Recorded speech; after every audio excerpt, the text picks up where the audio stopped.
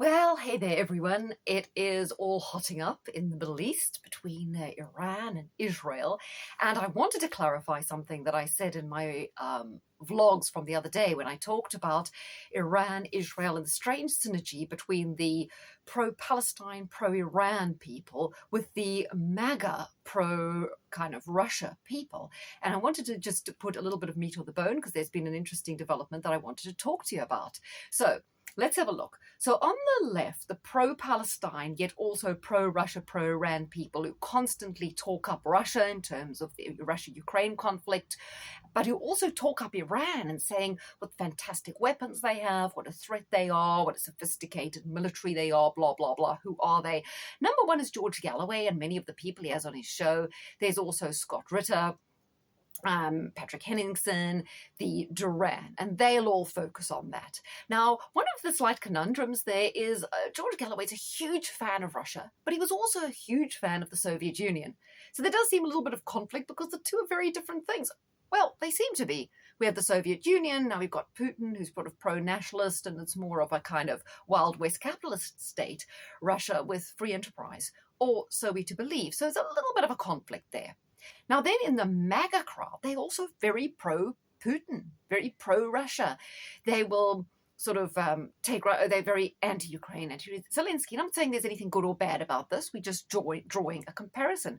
There you'd have your Alex Joneses, your Jay Dyers, also kind of people like the Tommy crew, maybe Tucker Carlson, Russell Brand, and Brother Nathaniel. Right. So they're all on that side. Brother Nathaniel's not really MAGA. The others would be both MAGA and pro-Putin, but they're also a lot more pro-Israel. And they probably also would agree that Iran is a real threat. Right. Then you've got some other people who are also very pro-Russia. It's got the Stu Peters, Candace Owens. They're not really MAGA anymore, but they also talk up Putin. And on that side, you also might have Jackson Hinkle. What they all do talk up is the possibility of World War III. They can all be quite dramatic. I think particularly Alex Jones and George Galloway have a similar style in which they are very kind of melodramatic and they use a lot of fear porn to push.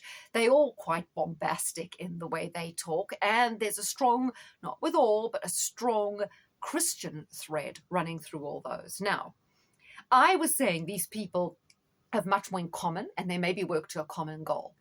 They're mostly associated with Alexander Dugin. He's a frequent guest on InfoWars and on Stu Peters. And recently he held a conference. Who was at that conference?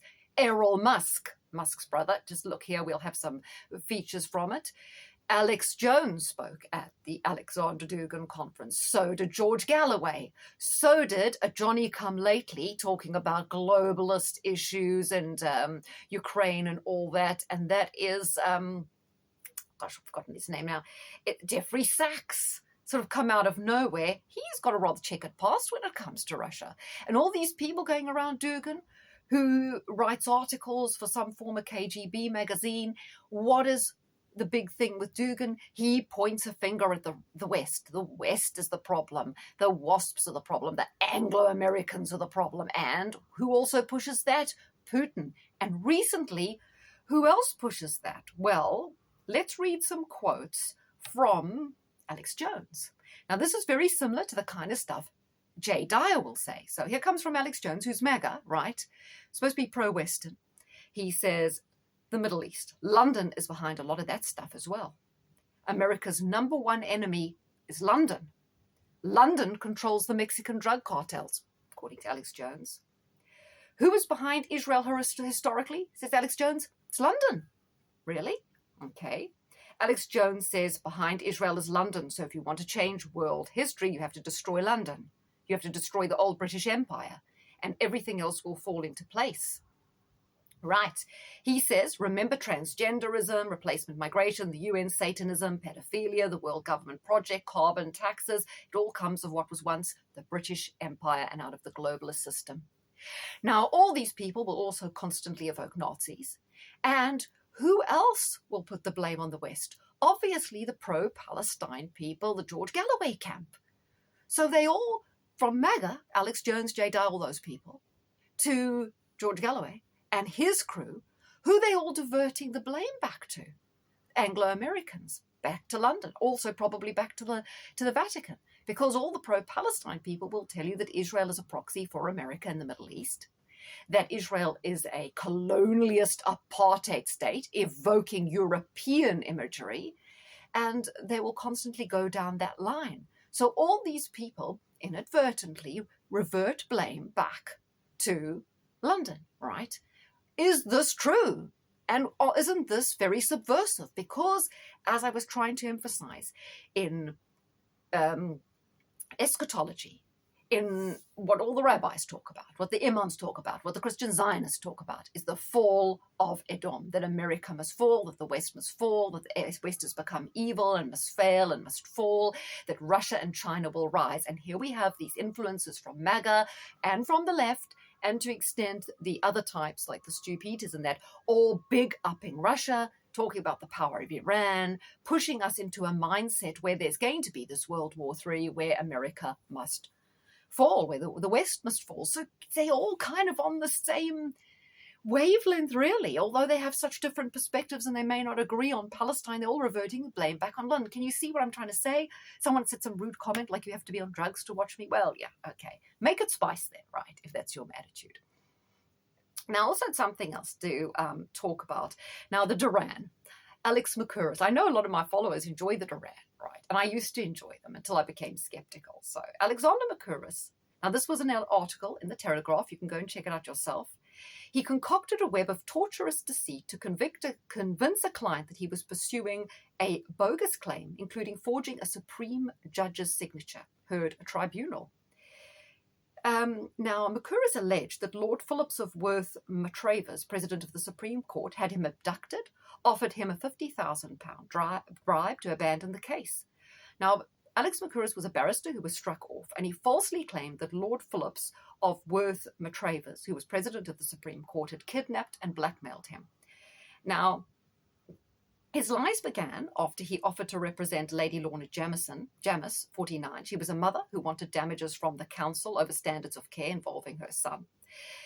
Mrs. Jamison had been offered a £5,000 settlement by Westminster City Council, but Mccurus told her in October 2009 that he could take further action that would result in her getting hundreds of thousands of pounds, up to £983,000, which he said he'd actually won for her. And that prompted her to rack up huge debts because she was expecting this windfall, right?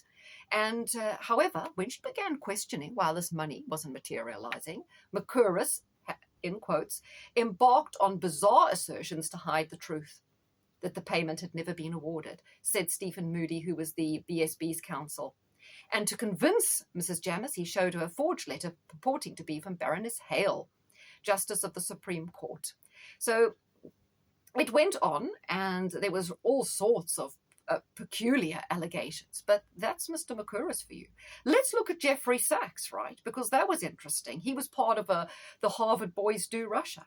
And after 7 years of economic reform, financed by billions of dollars in the US and other Western aid subsidized loans and rescheduled jet, the majority of Russian people found themselves worse off economically, right? The Russian miracle didn't really materialize. Well, why didn't it? Because one of the architects was actually Jeffrey Saxs and some other people at Harvard. So through the late fall and summer of 1991, as the Soviet state was falling apart, Harvard professor Jeffrey Saxs and other Western economists participated in a meeting at a dacha outside Moscow, where they met with pro-Yeltsin reformers and planned Russia's economy. They introduced this whole system of the shock therapy to swiftly eliminate the price controls and subsidies that underpinned the Soviet citizens for decades. But the shock therapy produced far more shock than therapy. Hyperinflation hit 2,500%. One result was the evaporation of potential investment capital and also the destruction of savings of Russian citizens. So it's funny now Jeffrey Saxs is jumping on board to be the good guy. He's going to these conferences with Alex Dugan when he had a lot to do with the decimation of the Russian economy post the Soviet era and handing off nearly all of it to oligarchs. Let's question these people.